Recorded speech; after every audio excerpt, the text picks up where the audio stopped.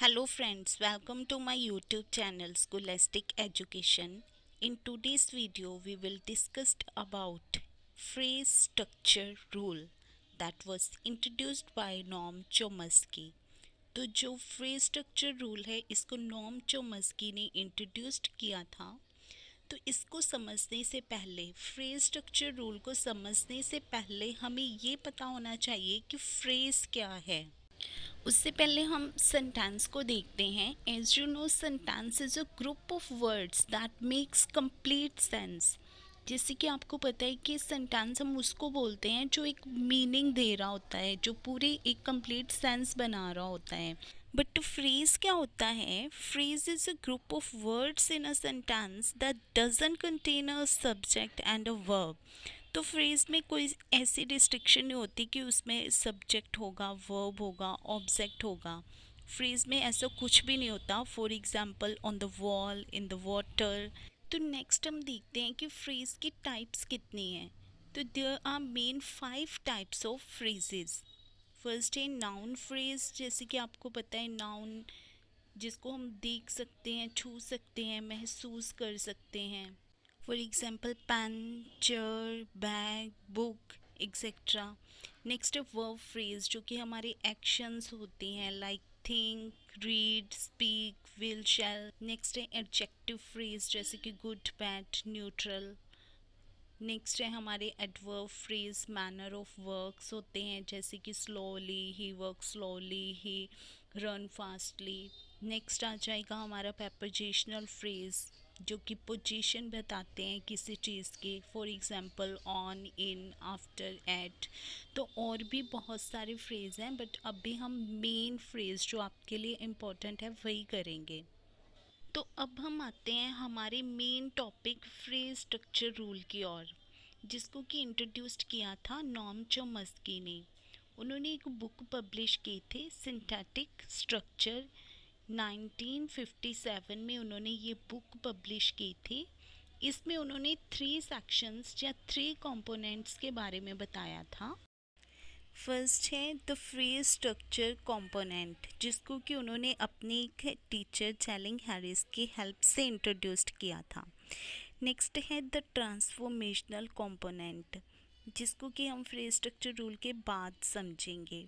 तो उन्होंने जो फ्रेज स्ट्रक्चर है इसको बाद में लेस पावरफुल बताया था और ट्रांसफॉर्मेशनल को इससे ज़्यादा पावरफुल बताया था। और थर्ड वन था मोफोनेमिक कंपोनेंट। अब जो मेस्की से पहले भी 2 थ्योरीज बहुत ज़्यादा पॉपुलर थी। फर्स्ट थी बिहेवियरिज्म और सेकंड थी स्ट्रक्चरलिज्म। तो बिहेवियरिज्म में क्या होता था, जो बिहेवियरिस्ट थे वो कहते थे कि ह्यूमन माइंड जो होता है, जैसे कि एक बच्चा होता है, वो ब्लैंक स्लेट की तरह उसका माइंड होता है कि उसको हम जैसे भी ढालना चाहे हम ढाल सकते हैं, जिसको कि उन्होंने टर्म दी थी टेबुला रासा।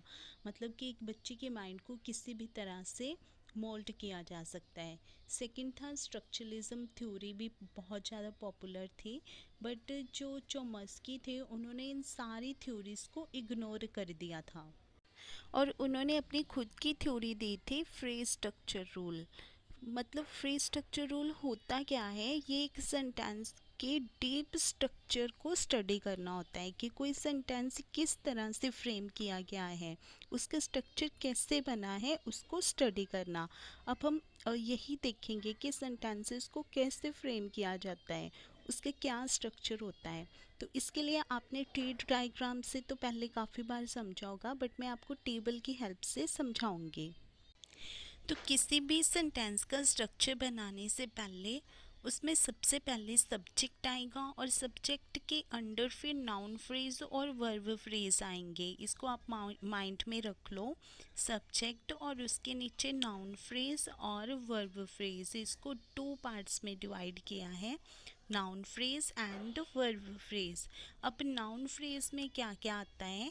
इसमें आर्टिकल्स या फिर determiner, adjective, adverb, noun and preposition इसमें ये आ जाएंगे। और वर्ब फ्रेज में ऑक्सिलरी, मतलब कि ऑक्सिलरी वर्ब जैसे कि कैन, कुड, मे, माइट। और वर्ब जो कि मेन वर्ब होती है हमारी, रीड, थिंक, एक्सेट्रा। और इसके बाद नाउन फ्रेज आ जाएंगे, फिर एडजेक्टिव, एडवर्ब एंड प्रेपोजिशन। अब इसके अलावा भी बहुत सारे रूल्स होते हैं, बट हमें जितने भी एग्ज़ाम पॉइंट ऑफ व्यू से हमारे लिए जितने इम्पोर्टेंट हैं हम वही करेंगे, और आपको इन्हीं में से ही पूछा जाएगा, इससे ज़्यादा आपको नहीं पूछा जाएगा। अदरवाइज़ इससे ज़्यादा भी बहुत सारे इसमें आते हैं। नेक्स्ट हम एक एग्ज़ाम्पल देख लेते हैं, जैसे कि the girl will read the book. अब इसको हम 2 पार्ट्स में पहले तो डिवाइड करते हैं, नाउन फ्रेज और वर्ब फ्रेज में। अब एग्ज़ाम में भी आपको इसी तरह से पूछा जाएगा, कोई वर्ड दे दिया जाएगा और पूछेंगे कि बताओ नाउन फ्रेज़ है या वर्ब फ्रेज़ है। तो आपने इसी तरह से एक टेबल क्रिएट कर लेना है, जैसे मैंने बताया है कि नाउन फ्रेज़ में क्या क्या आएगा और वर्ब फ्रेज़ में क्या क्या आएगा, इसको आप पहले लिख लेना।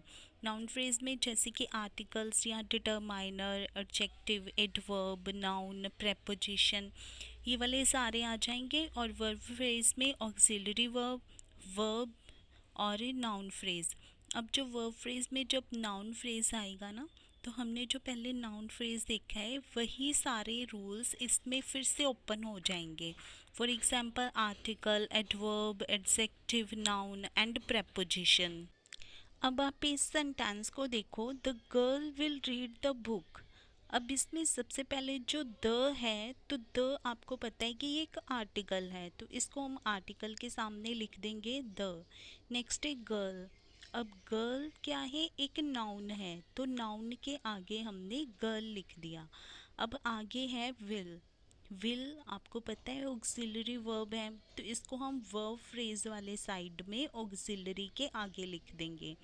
नेक्स्ट है हमारा रीड, तो रीड एक मेन वर्ब है, तो इसको वर्ब के आगे लिख देंगे।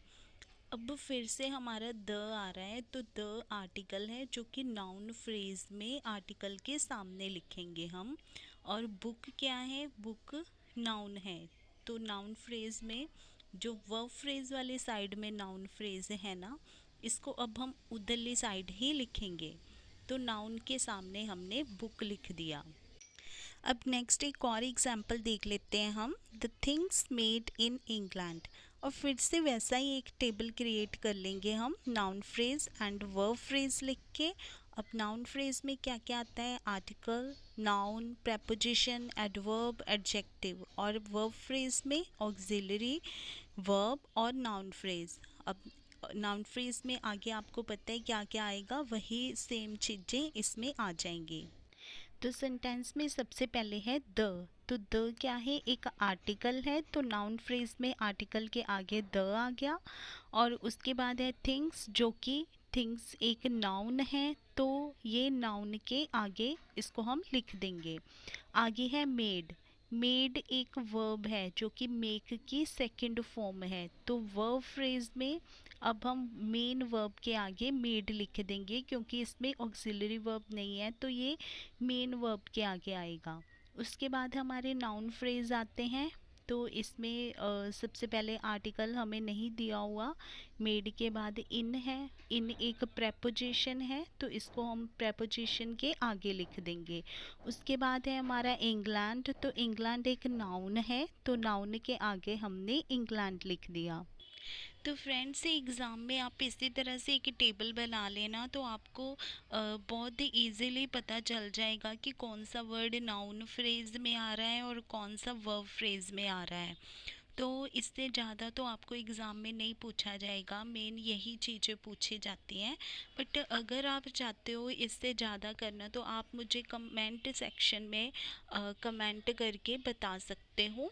और बस यही जो मस्की ने कहा था कि हर एक सेंटेंस का एक स्ट्रक्चर होता है, तो यही उन्होंने अपने फ्रेज स्ट्रक्चर थ्योरी में बताया था। तो आई होप आपको ये समझ आ गया होगा। Thanks for watching and keep spotting me. Have a great day.